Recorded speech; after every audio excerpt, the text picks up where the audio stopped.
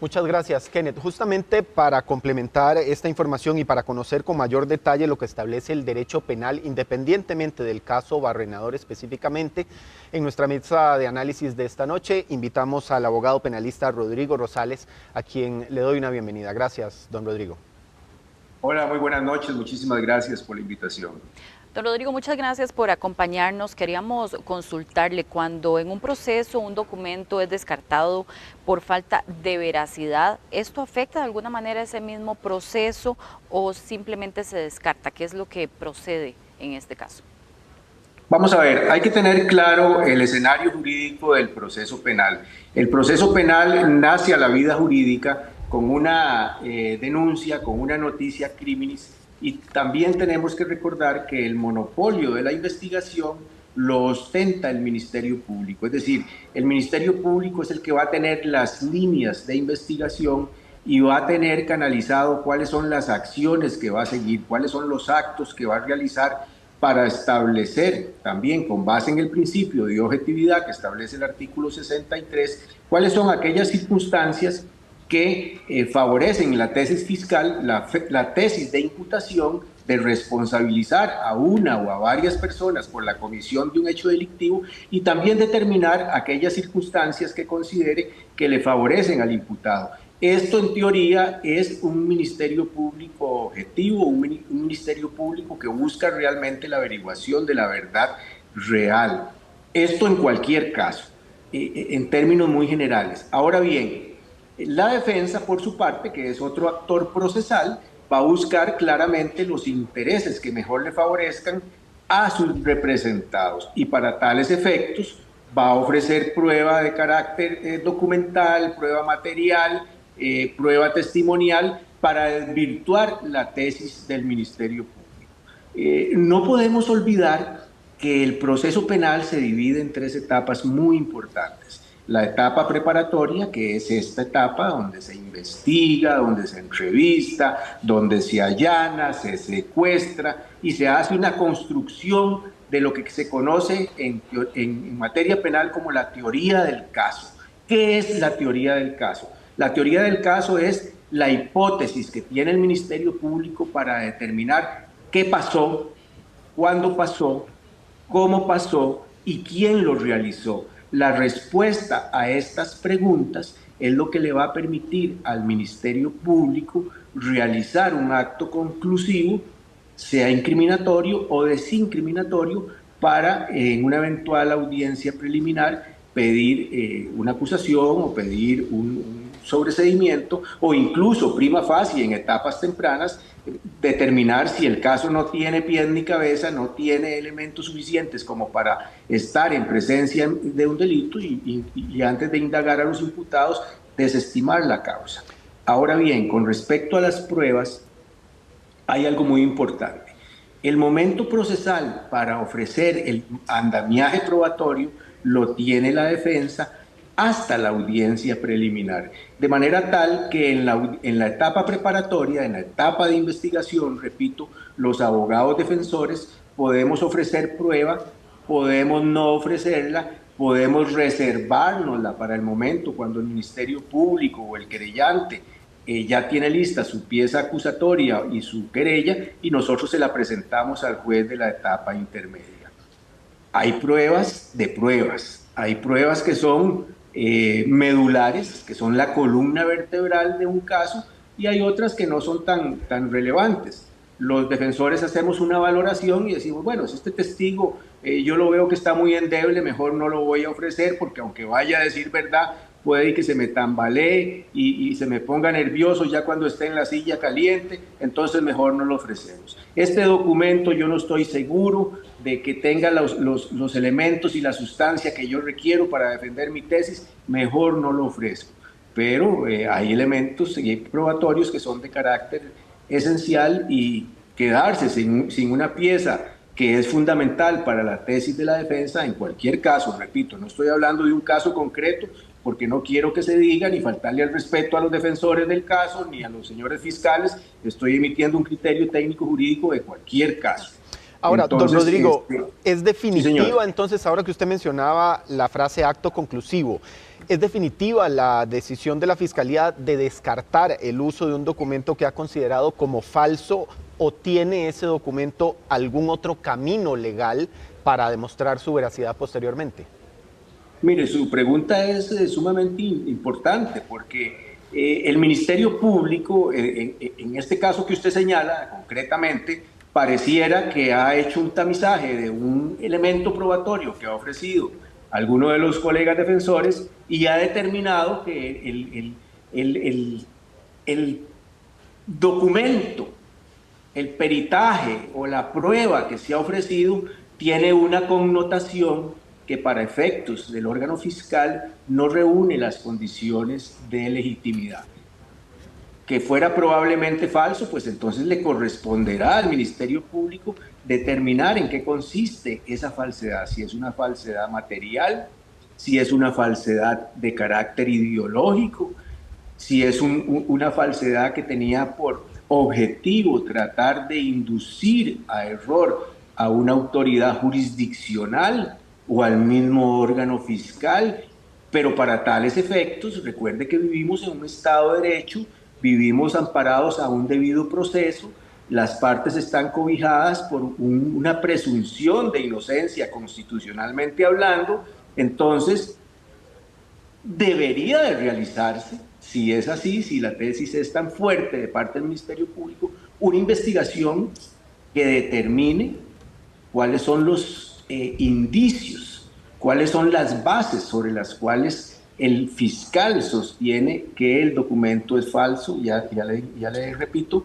sea materialmente o sea ideológicamente. Si fuera ideológicamente falso un documento, bueno, habría que determinar qué fue lo que se le insertó al documento auténtico para tergiversar lo que ese documento debería probar o debería no probar para valorar en cuál de las falsedades se está en presencia. O si es un documento que no se usó o que sí se usó.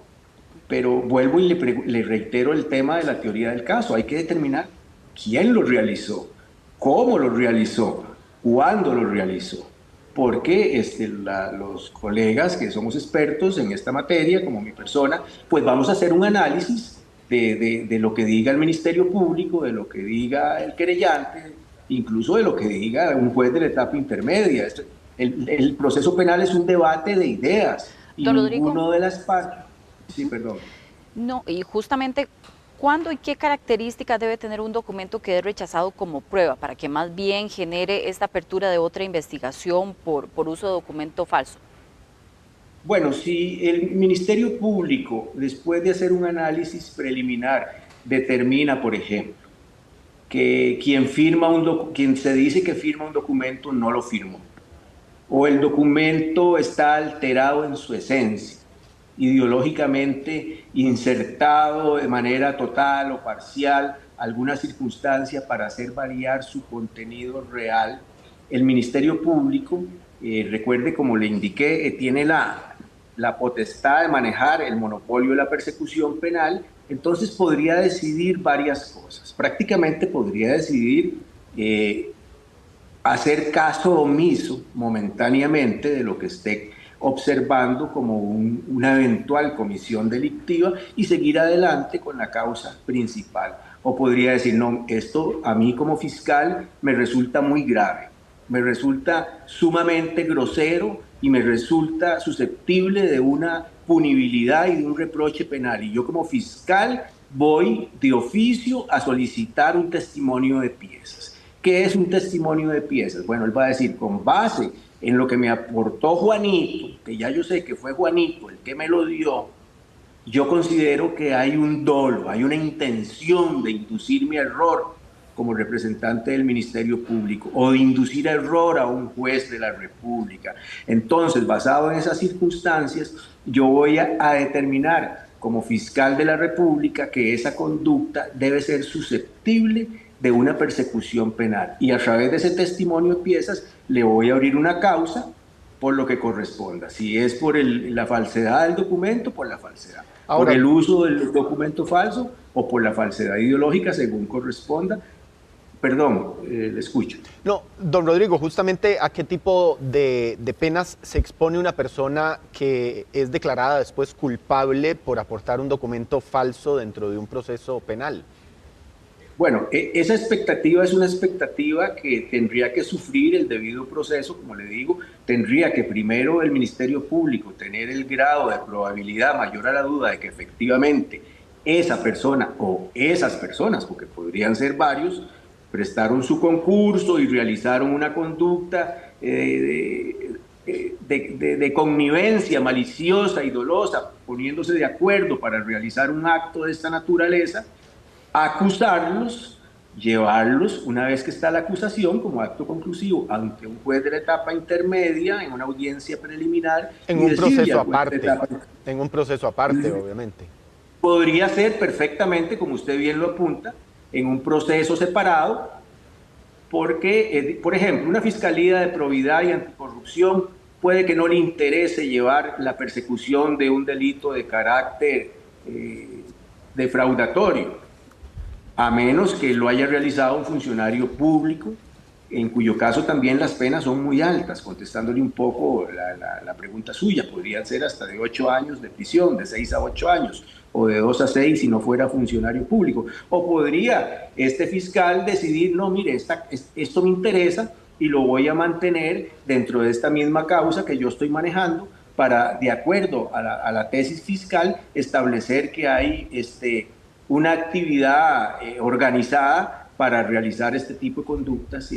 Es un poco subjetivo, es un poco de acuerdo a la política criminal que maneje esa oficina, que maneje ese fiscal adjunto y cuáles son las órdenes estrictas que traigan verticalmente para determinar si lo siguen llevando dentro del mismo proceso principal o si simplemente se lo dan a otro despacho del Ministerio Público que lo lleve de manera separada. Me parece que cualquiera de las dos circunstancias podría ocurrir perfectamente. Don Rodrigo, para finalizar, usted lo mencionaba ahorita, pero queríamos puntualizar en eso, si este delito de uso de documento falso tiene alguna implicación o consecuencia adicional, particularmente en la función pública.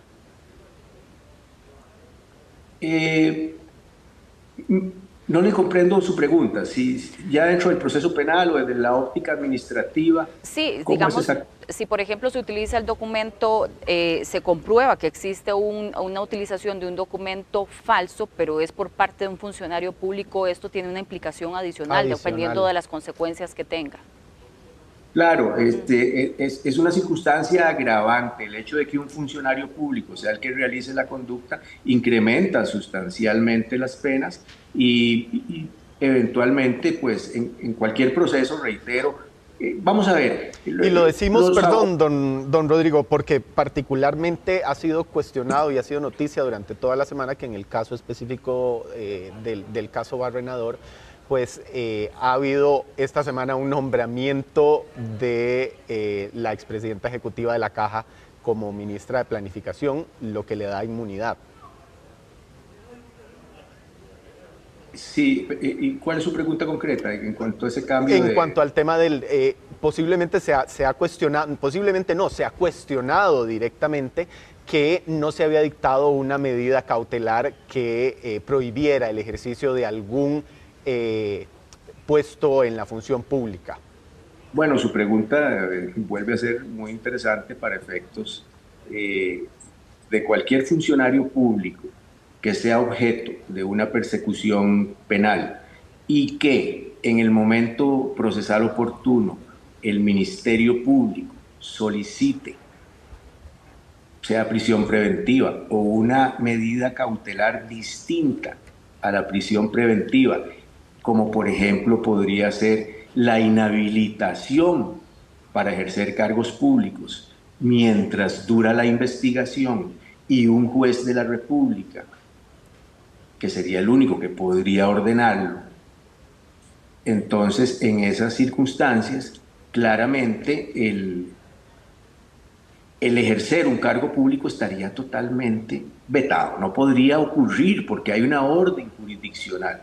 En este caso que usted me señala, de manera concreta con respecto a esta investigación, no existía, por lo menos entiendo. No se dictó esa que medida cautelar. no se dictó esa medida, no se solicitó por parte del Ministerio Público esa medida, porque si se hubiera hecho, en este momento esa persona no podría, técnicamente hablando, válidamente hablando, ejercer un cargo público. Muy bien. Aquí el tema es, ¿por qué no lo solicitó el Ministerio Público? El juez no va a ordenar lo que no le han pedido, en eso tenemos claridad. Un juez penal va a escuchar lo que dice el Ministerio Público. El Ministerio Público, perdón, sí. el Ministerio Público dice, no me interesa la prisión. El juez no le va a ordenar prisión, salvo que sea una situación abiertamente gravísima. El Ministerio Público dice, no me interesa la inhabilitación de Juancito ni de Teresita. El juez tampoco va a ordenar la inhabilitación. Entonces, en razón de esa circunstancia, esa persona bien puede ser nombrada, como en efecto pareciera que ha sido nombrada, en otro cargo público, porque técnicamente hablando no tenía la imposibilidad jurídica de tener ese nombramiento. Y ahora resulta que el nombramiento le bendice con la inmunidad, pues entonces le pone el asunto cuesta arriba, me parece, al Ministerio Público. Bien, muchísimas gracias, don Rodrigo, por ayudarnos a entender mucho mejor lo que establece el derecho penal en términos generales, pero también para sacar nuestras propias conclusiones, así como queremos que lo hagan también nuestros televidentes con respecto a este caso. Era el abogado penalista Rodrigo Rosales acompañándonos esta noche en nuestra mesa de análisis.